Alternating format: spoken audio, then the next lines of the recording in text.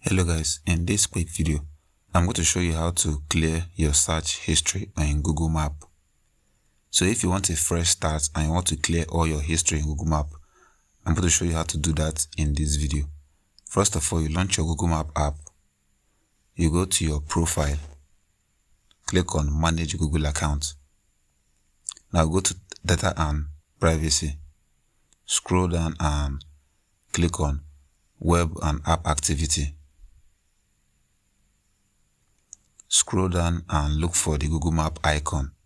Click on it. Here, you're going to see all the places you have visited and all the places you have searched for since you created your Google account. So what you have to do is click on Delete. Click on Delete all time. Click on Delete and click on Got it.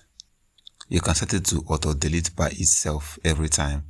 You have option to choose from 3 months, 18 months, and 36 months.